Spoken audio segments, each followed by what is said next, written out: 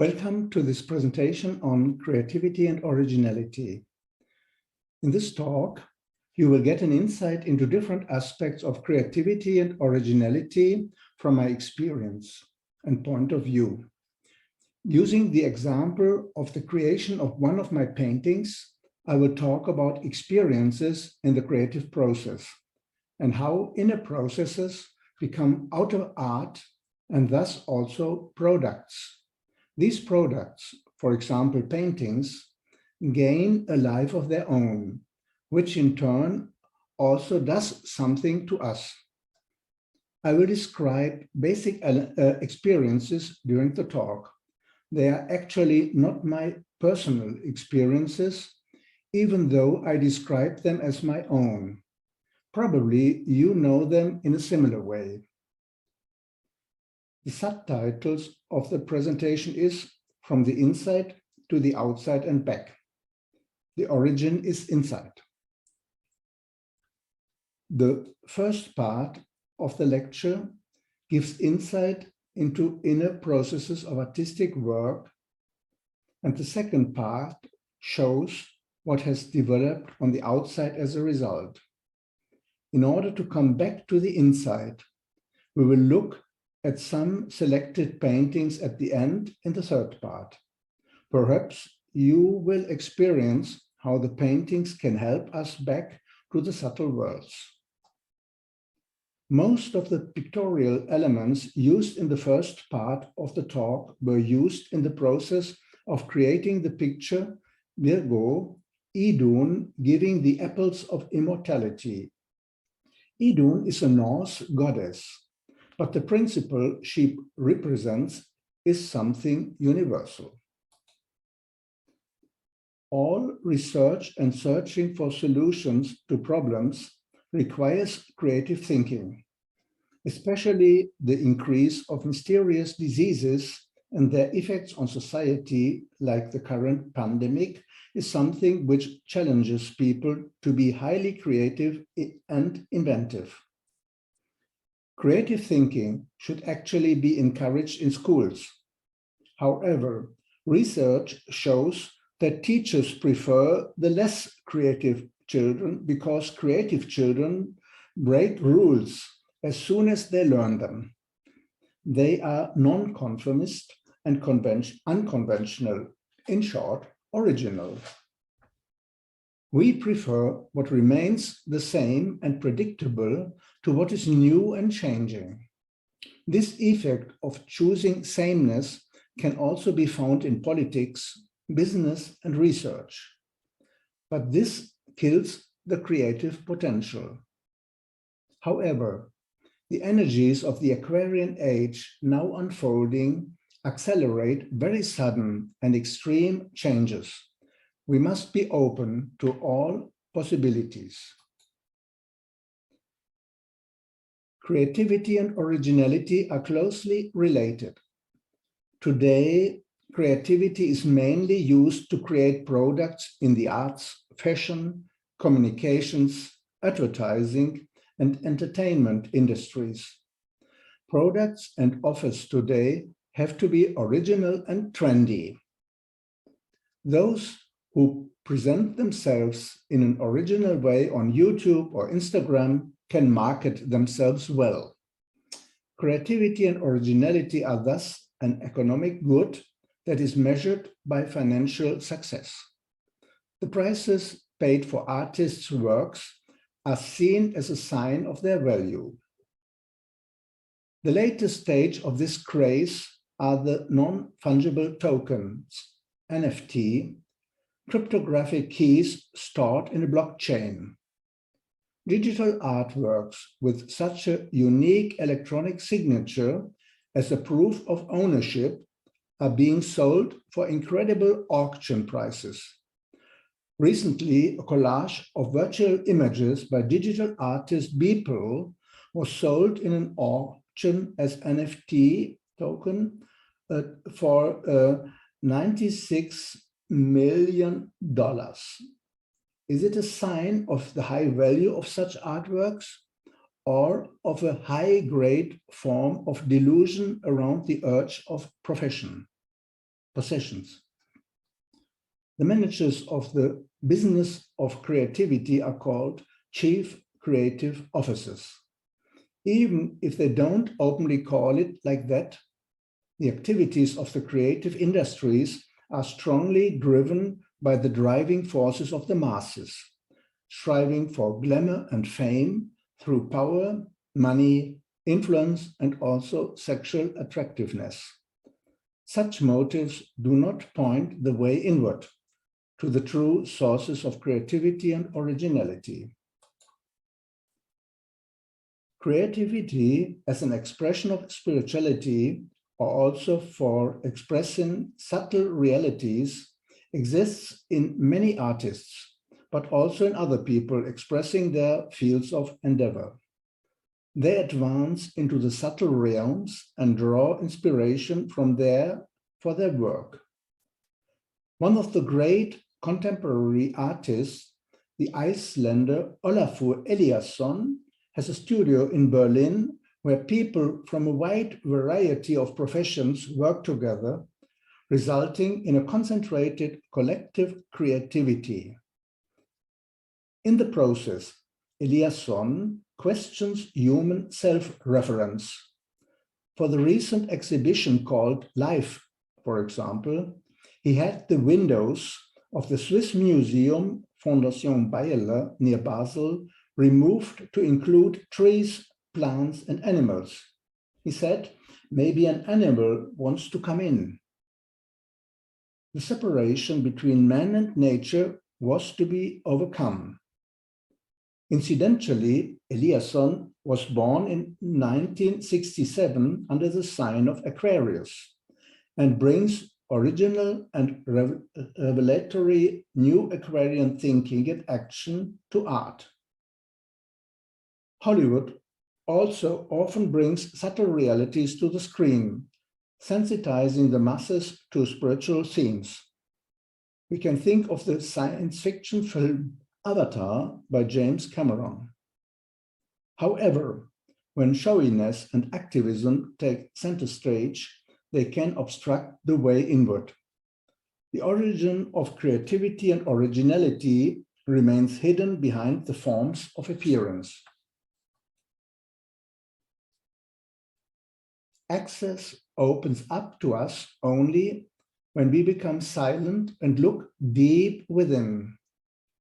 Words can only hint at the deeper reality. What counts is the experience. Without experience, words are empty. Even in this moment, we talk about experience. Talk alone does not take us to the sources of the creative process. Reading and talking about creativity does not make us creative. Talking about art does not make us an artist. However, we can try to understand the creative process.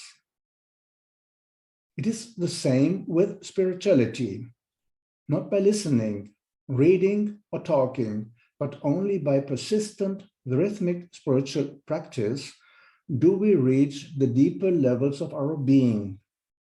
They are the source of every creative process. We can understand the way there through the wisdom teachings and the example of true spiritual teachers.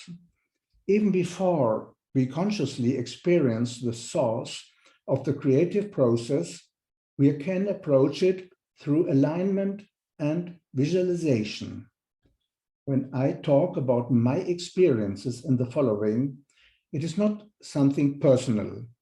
I use my experiences to explain inner creative processes. The connection of the galaxy and autumn leaves in the picture indicates a coming down, a precipitation from heaven to earth. I referenced Idun as Virgo and Virgo as an earth sign. Over the years, I've observed when working with images the impact of the source of the creative process and how through the process of visualization, a connection to the subtle dimensions is established.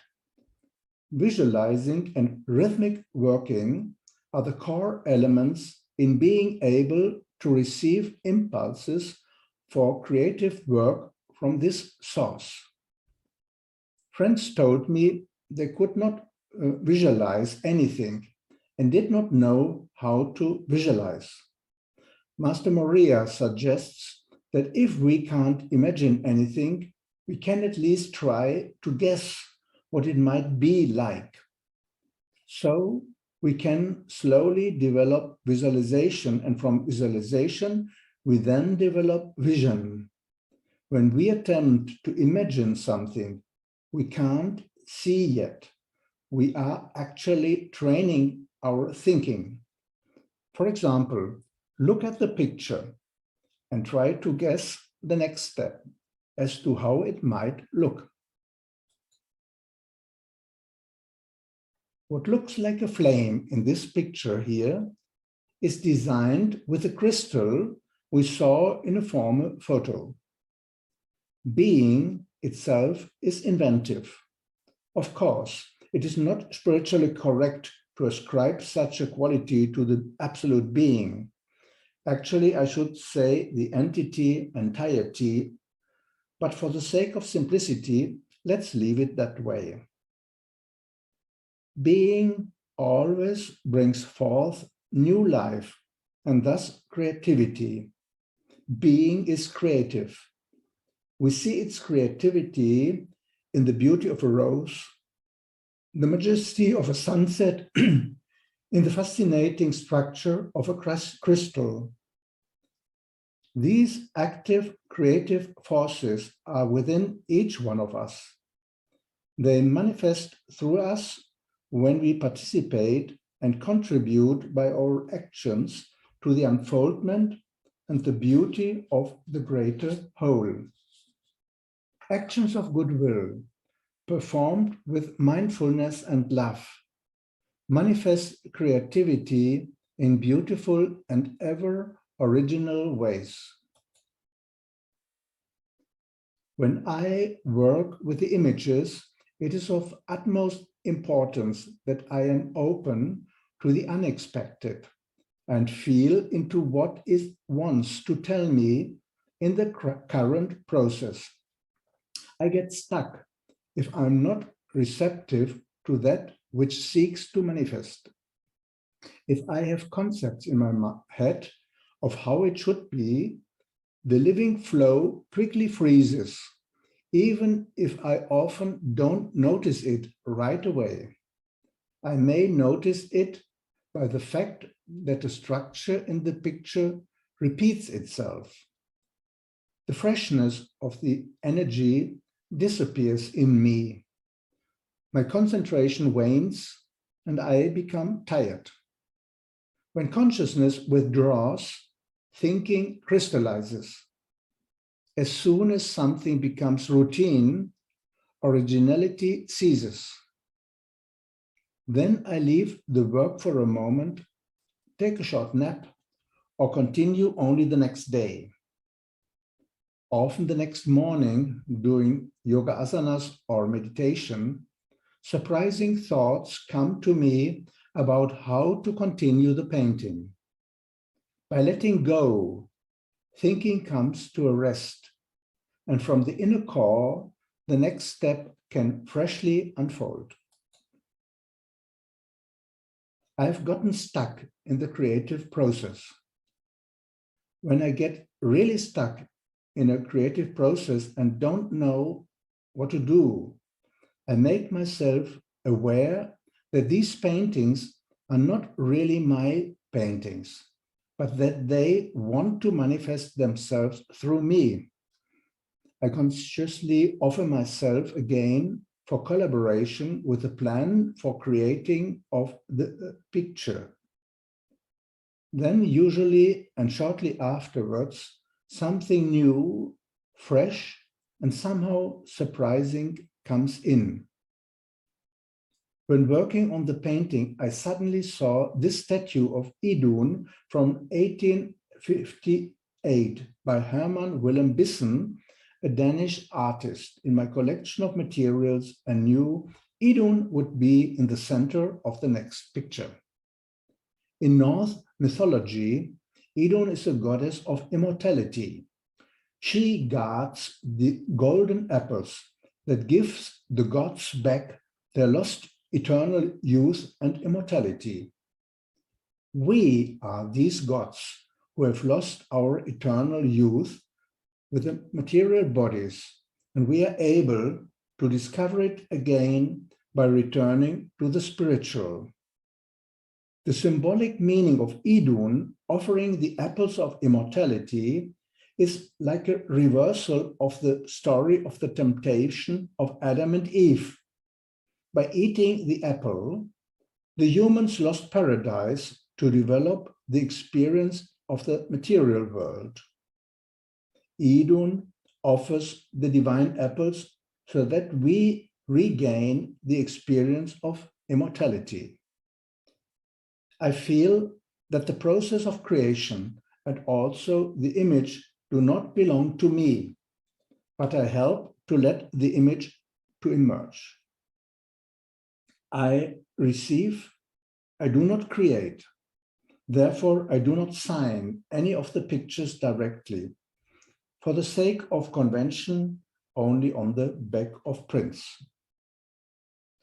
I always offer the process of the work with the pictures to the divine.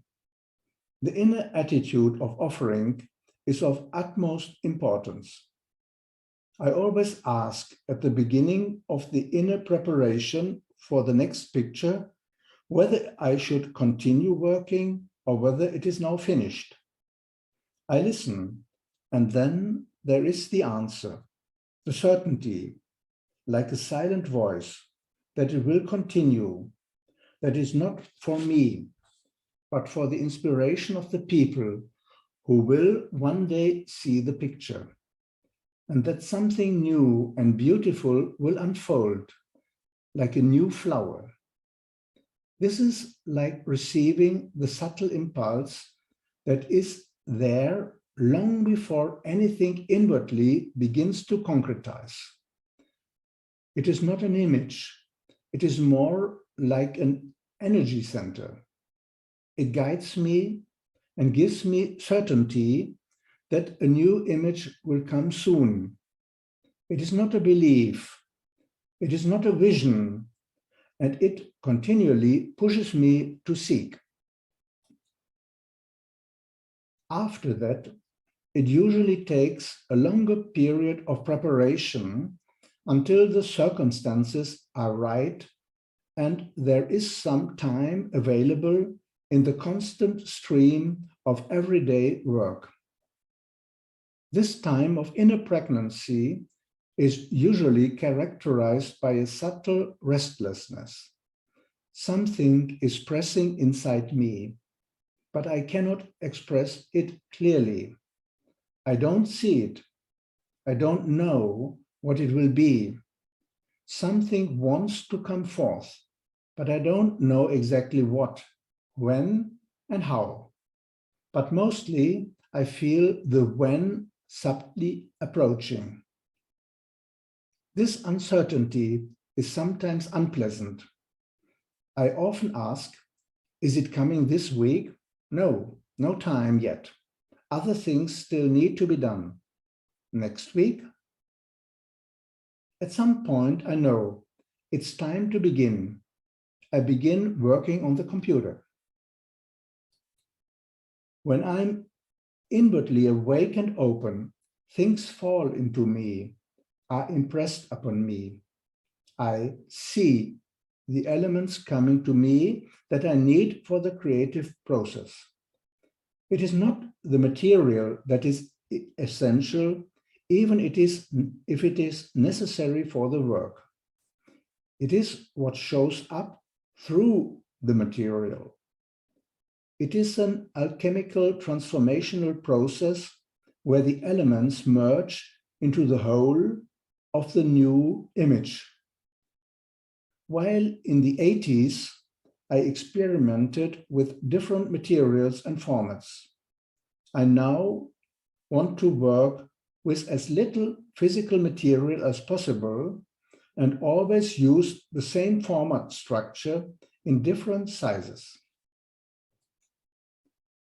After a long break of 19 years, during which I could not paint anything, and during an intense crisis, the gate of the inner creativity opened again in 2009.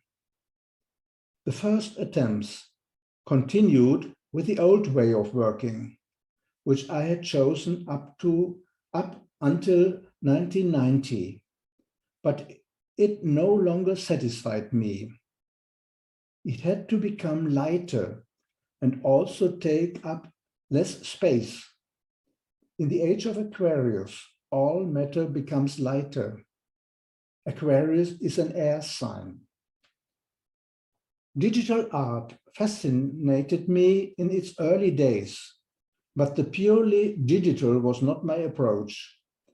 Eventually, digitality became a central tool for me for my new phase of artistic expression. I use it in an artisanal way. The new style quickly developed, a mixture of the physical and the ethereal. I combine crayons and aquarelle paper with digital image processing, also a scanner and color printer. Even though I use various photographic elements of objects, colors, people, and nature for the work, they undergo an alchemical transformation process where the elements give up their intrinsic nature. For example, their color is transformed, their forms that merge with other forms, and they are all then absorbed into the whole of the new image. There are several filtering processes involved. Assembling the shapes in Photoshop, printing and editing on paper, scanning this intermediate image, further editing and cleaning with a computer, modulating the prints until the details appear right and begin to radiate and shine. This image here is the final form. We will see more details of the creation and appearance of this glow or shine. Even if I am present step by step in the process of creation of the new images, as it happens through me, I have been observing in detail for many years how something emerges from the source that was not there before. It always remains surprising for me what emerges and how it emerges. It is like the arrival of a gift. The image comes from the source of creativity, and it is such a beautiful and sacred thing. All my paintings are therefore sacred by their very nature. I call them images of synthesis. The work coming out of the creative source is never completely new. Even a new creation emerges from the seeds of a previous creation. And yet, it is not a repetition, but contains something fresh. Otherwise, the creation would be only an eternal return of the same. So it is also with the emergence of new paintings. Creating the paintings is part of my spiritual discipline. The paintings emerge in this. I do not call myself an artist or a painter. It is better not to define oneself and get caught up in the related concepts. Working for the birth of the paintings is only a small part of the activities I do. I never did paintings for my living. For 12 years now, I create every month a picture representing the spiritual essence of each of the 12 zodiacal signs. It is a rhythmic work. No picture is a repetition of an earlier one, even if certain themes appear transformed anew. It is always something fresh, and it is a ritual. Most of my paintings, 172, created since 2009, draw from the symbolic language of spiritual astrology as given by Master EK, Dr. Ekirala Krishnamacharya, and Master KPK, Dr. K. Parvati Kumar, especially from the book of Master EK on spiritual astrology, which is very deep.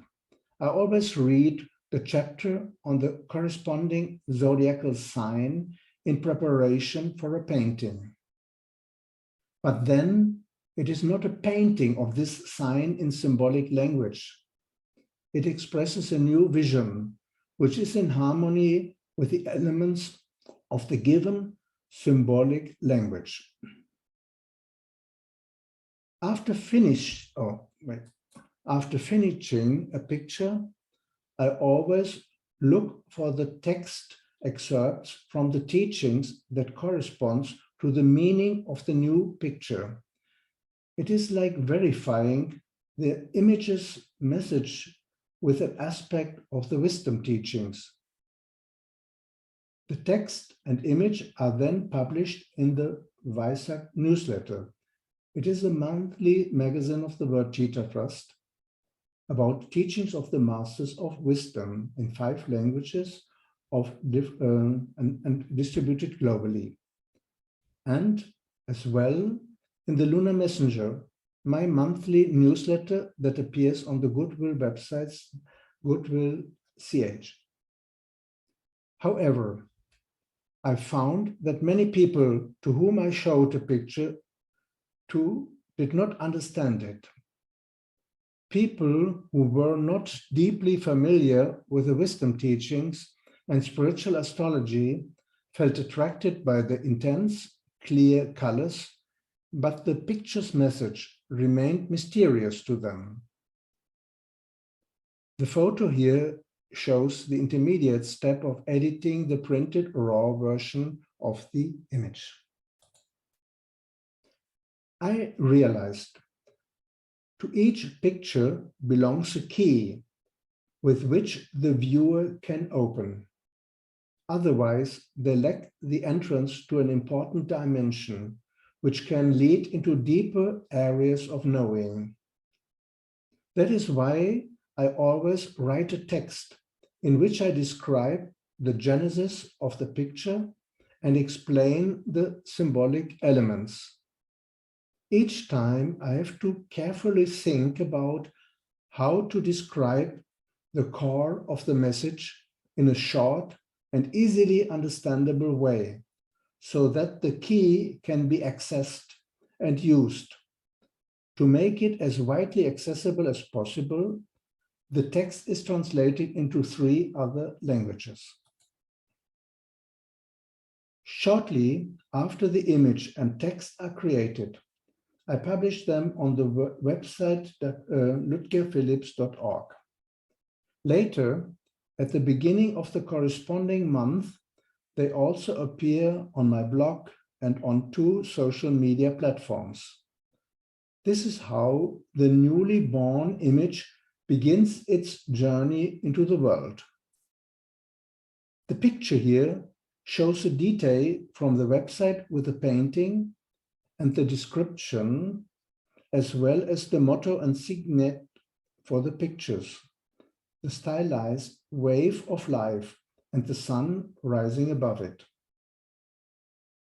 Here, the phase of the inner processes in the artistic work closes. In the second part, we will now briefly look at the external effects which have resulted from the paintings gaining a life of their own, and then look at what the pictures do with us. We talked at the beginning about creativity and originality, also in relation to the advertising industry and the art market. Master Kuma told me in 2014 not to do any marketing for the paintings, or to let things come to me. If others wanted to, they could provide marketing. It was an important hint for me. I also keep the paintings largely out of the commercial sphere. The paintings were shown a few times at seminars and only once in public, at an exhibition in Berlin during 6 months in 2015-16. It was costly and time-consuming to prepare, and I didn't perceive any responses. On the picture here, you see some of the paintings during the installation of the exhibition. I asked myself, is the physical form still up to date for these paintings? Matter is heavy and cumbersome, and storing the paintings also needs space. However, several events showed me that the physical paintings have a value to inspire people through beauty spiritually. My spiritual teacher, Master Kuma, greatly encouraged and supported me to make these paintings as a visual expression of the wisdom teachings.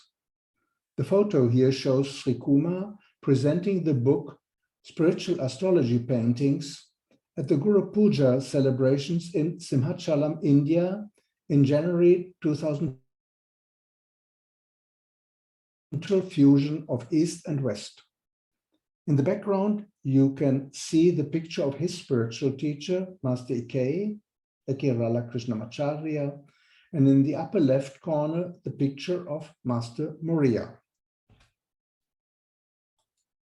A little side note.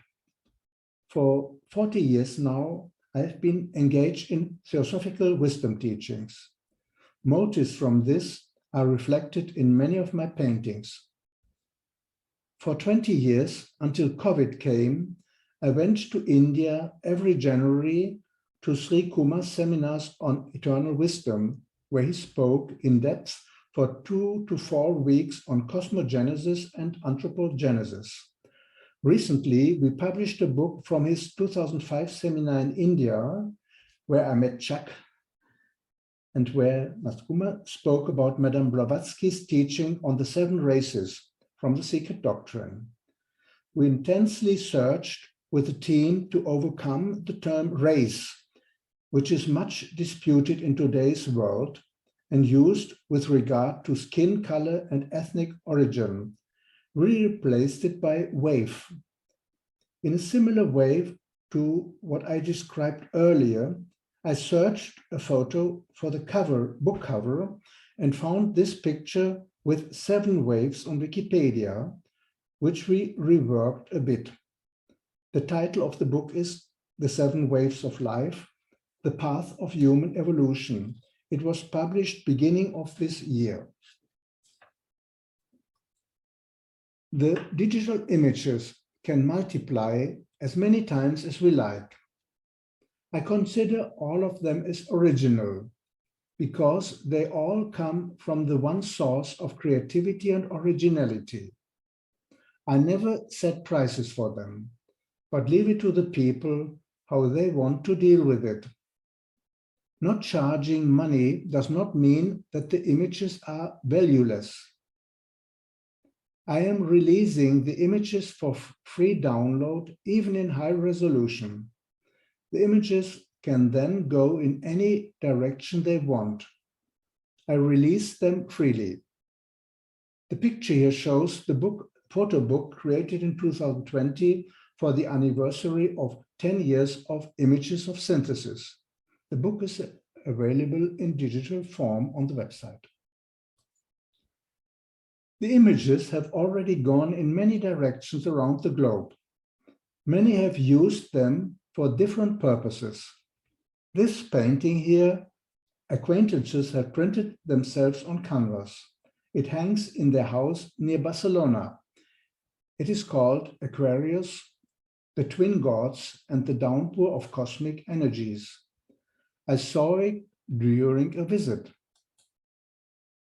The picture here shows my pictures on a website in Argentina with a photo and text from the ludgerphilips.org website. I learned about it when the Argentinian page was finished. I was not informed before. The pictures have even been set in motion. A filmmaker from Buenos Aires felt so inspired by them that in collaboration with him and with the images, 29 video clips were created until 2020, until Corona came and he was absorbed by other work. May the paintings and the videos be a small, light-filled counterweight to other tendencies of today. It is a beautiful, light feeling. In the now following third part, we go more inside, back to the subtle worlds to which the images can lead us if we take them in. We will view 8 paintings. I've chosen motifs from different areas. I will briefly address the themes and give a description of the picture. Although the 172 paintings created in the last 12 years are mostly related to the zodiacal signs, the themes of the images are often not astrological topics, but are inspired by various aspects of the wisdom teachings. The photo here forms a transition from the previous part. It shows a painting that is in the garden of a lady from Belgium. She's in her mid-80s and loves beauty as an expression of spirituality. She felt very attracted by the pictures and, with great efforts, had some of them printed and also fixed weatherproof on aluminium to be able to put them up outside. The picture from June 2012 is called Libra, Birth of the New Earth. In a symbolic pictorial language, it shows an outer and at the same time inner process. However, it is not the vision of the future of the earth. The new earth is within us. Libra has to do with the maximum unfoldment of objectivity. And this world collapses when the inner foundation undergoes a transformation. At the top, you see a skyline, brightly illuminated high-rise buildings on a burning ground, which is about to crumble down. In the depth, there is the formation of a new globe out of shining etheric flowers manifesting in a field of deep blue. A group of angels are observing the beauty with rapt attention. The picture came to me when I just got the notice of termination of my last work contract after 21 years of service. I felt free after a very turbulent time. I saw the old structures collapsing and at the same time felt the seed of the new sprouting, though not yet manifest.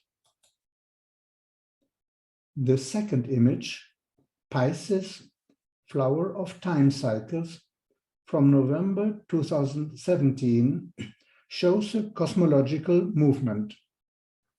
There is a cyclical movement of time in creation.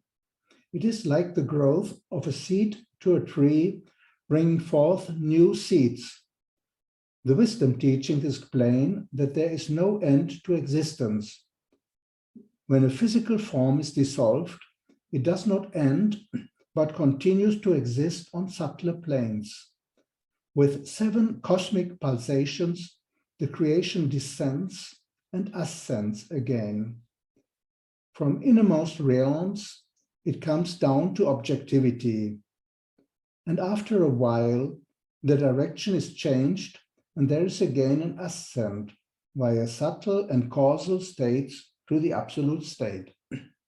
Our Earth is part of a chain of 7 globes.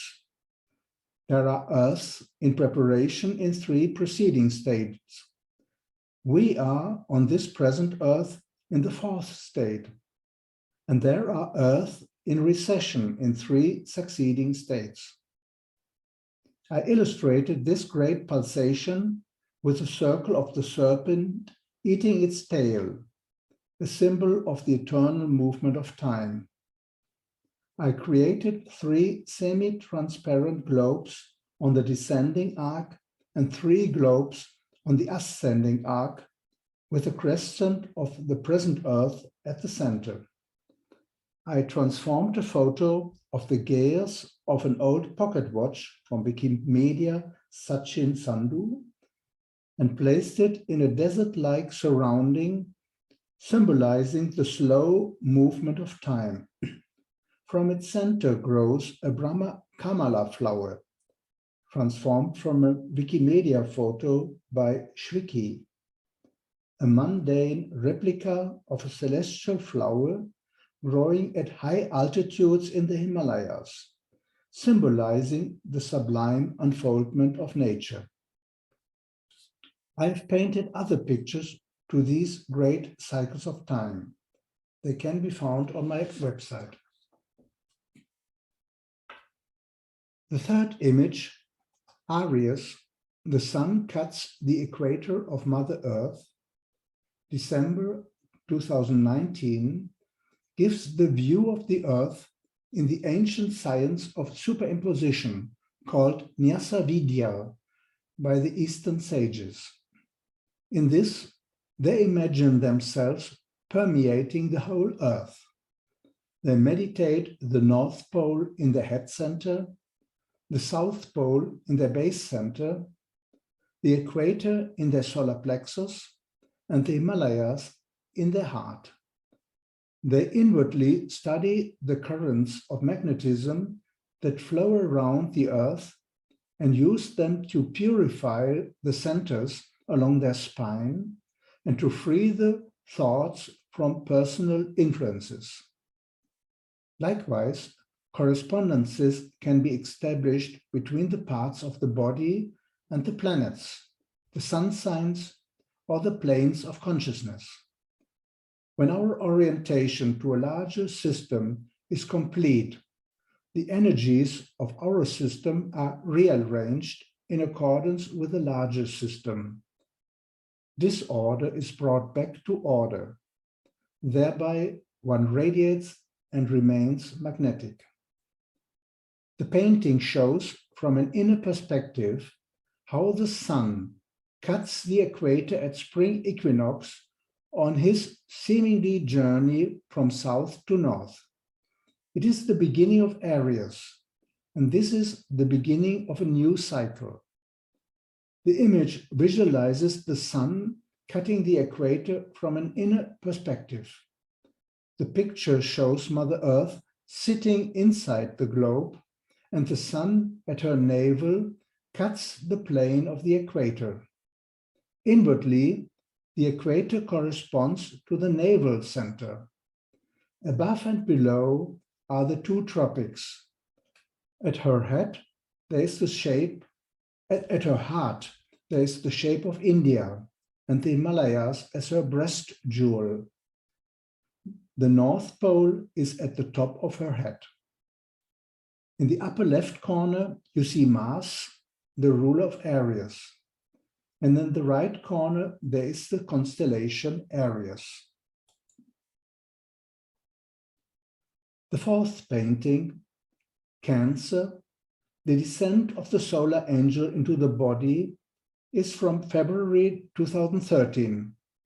It describes the process of pregnancy from a spiritual point of view.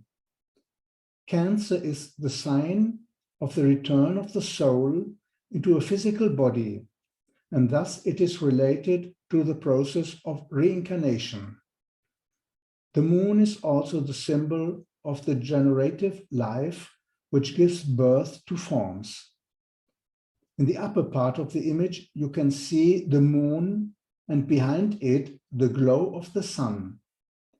Two angelic figures, solar angels, observe the descent of a soul into the embryo in the womb of the mother. You see the embryo head downwards behind the descending soul. Another name for the soul, the I Am, is the solar angel. It is the eternal part in man, which in the cycle of evolution goes through series of incarnations.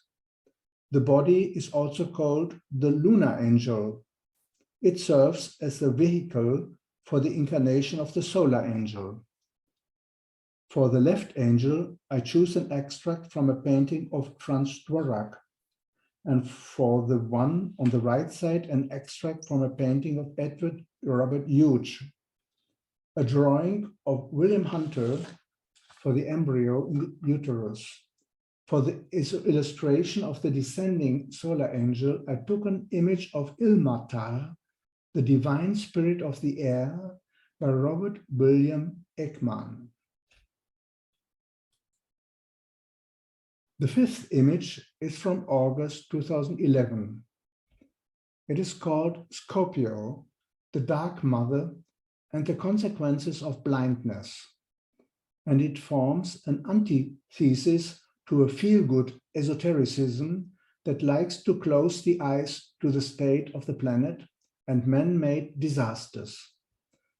Spirituality demands that we look at the luminous and the dark sides as aspects of the one life.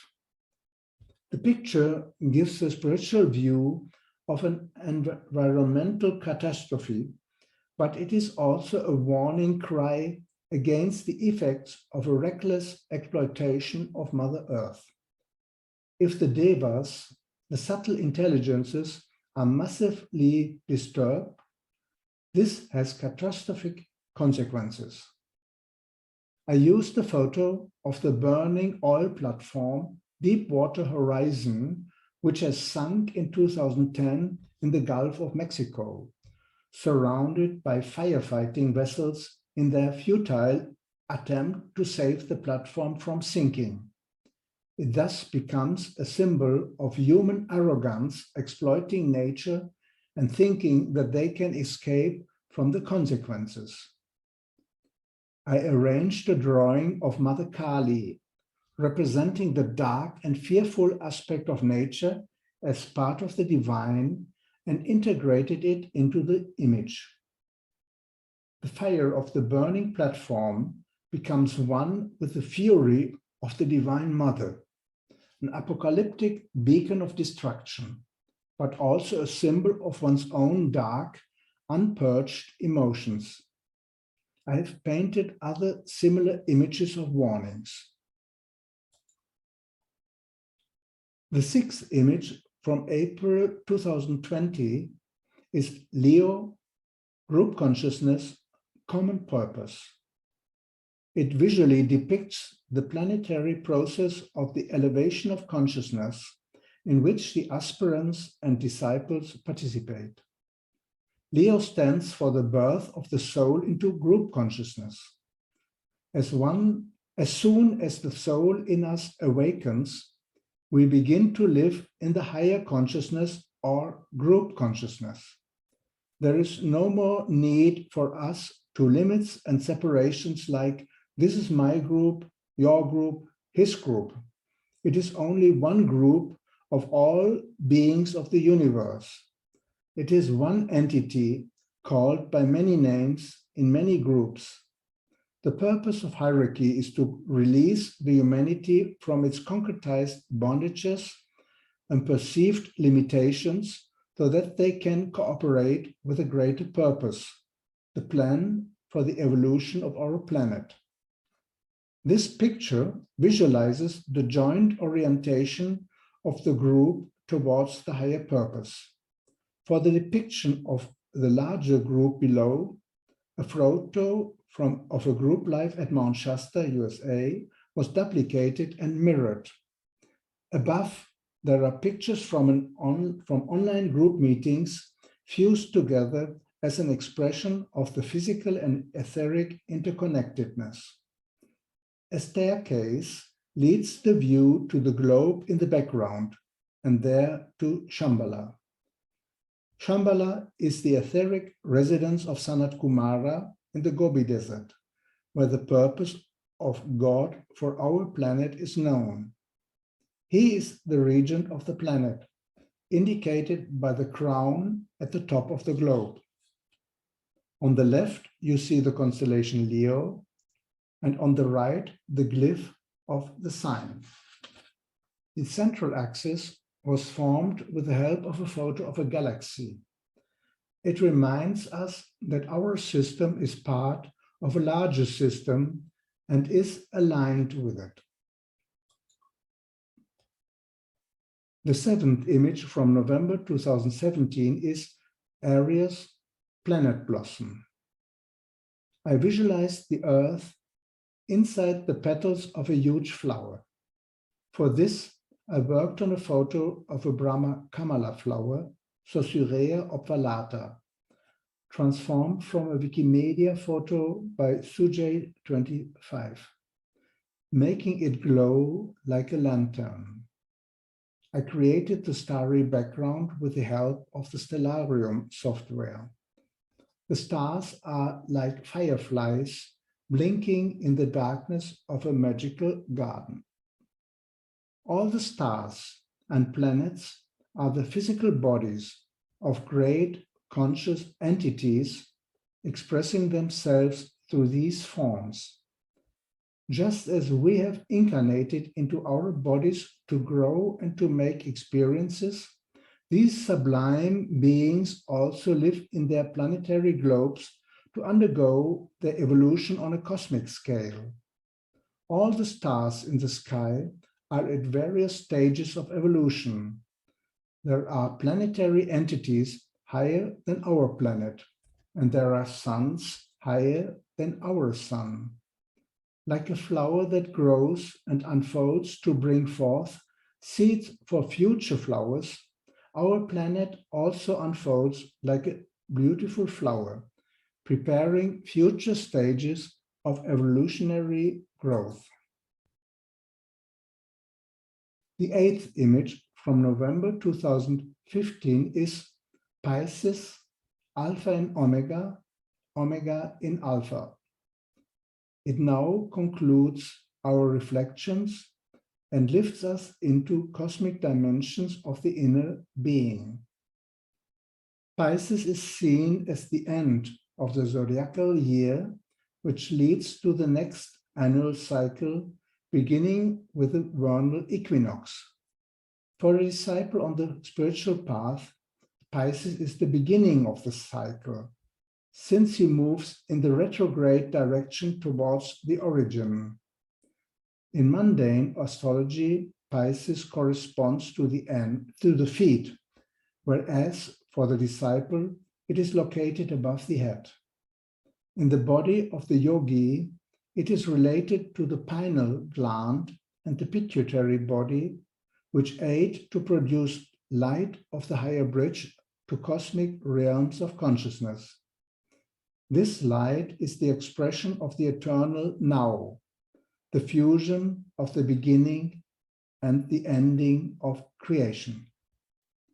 The picture I received in meditation on Pisces consisted of two globes touching each other with a light in between and a head below. I understood the spheres of the globes as the contact of the past with the future in the light of the present. The two touching spheres give the glyph of the sign of Pisces. I created it by fusing several photos of the Earth, the star Fomalhaut of the Pisces constellation, and a lotus. For the head, I fused a wood-carved and a porcelain head of the Bodhisattva Kuan Yin, the female correspondence of Buddha, worshipped especially in the Far East. She is the goddess of mercy, and thus a form of the World Mother related to Pisces. On the crown symbolizing the head center, she wears a figure of Buddha, the light of the jewel in the lotus.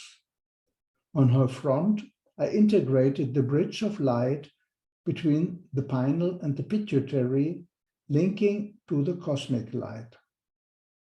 The deep blue light of the background fuses the stars of the firmament with the night lights on Earth and the aura of Kuan Yin into one whole. A warm thank you to the team of the Theosophical Society Seattle that made this meeting possible. And also a big thank you to the team of the German-speaking community of the Vatita Trust who developed the presentation layout.